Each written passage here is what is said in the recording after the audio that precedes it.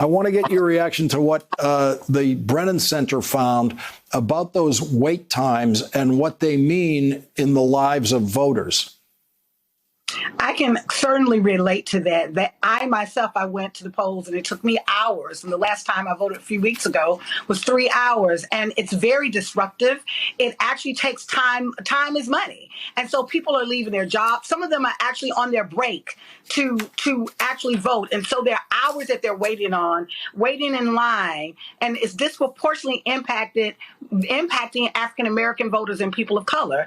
And when I went to the white side of town, where there are majority white voters, there's not a wait time. And it's a very, very different experience. And so we have to really recognize how that structural racism is a part of the voter suppression. What's really interesting about what Mitch McConnell said today is being 1960s, being the bar, that's a really low bar for democracy. When we're talking about, we're in a year 2021, and is that the standard? The standard in which we, in fact, have to create an entire act to say that people would have free and fair access to the ballot. And so I think that there's some critical problems that we have, that he's either willfully ignorant or just implausible denial. Either way, it's a problem that I do believe that he is not for democracy. He is anti-democracy.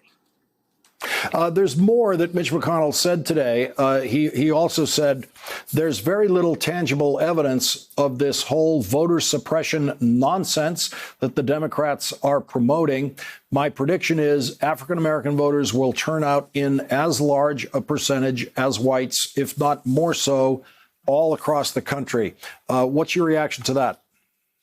So I think there's a couple of things, 4 quick points. The first point is, to the extent that African Americans turn out is by our own doing. It's certainly not because that the elections have been free or fair or they have not been traumatic. That part of that is about work and the way that African Americans have been consistent around fighting for democracy and making sure that our vote is heard. Secondly, he obviously didn't go to his own state in Kentucky, of which I was there, in his state on election day a couple of weeks ago, where one of the first voters we ran into was a man, Mr. Mustafa, who had voted in 40 different elections. He received a letter on that day, that morning on election day, that said that he was registered as a Republican.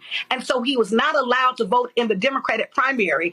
And he said there were 13 other people who had the same experience that morning of. So obviously he's not aware of what's happening in his own state, being the same state that had one polling site for over 612,000 voters in the county that had over 50% African Americans. In addition, the second point is, obviously it's not read, even in the Brennan Center report that they put out last year, that between 2016 and 2018, there were over 17 million voters who were purged from the rolls. When we look at voters who actually, when we're talking about were purged because of voter exact match, over 80% of those people were people of color and Black folks. He obviously should come to the South and come to places in his own state that you're seeing large numbers of African-American voters and people of color voters who are not only having large lines, but they're being kicked off on the rolls when they're getting to their polling sites, that they're having problems in voting. So there is enough documented evidence to say that, in fact, what he is saying is absolutely incorrect. And I think he knows better.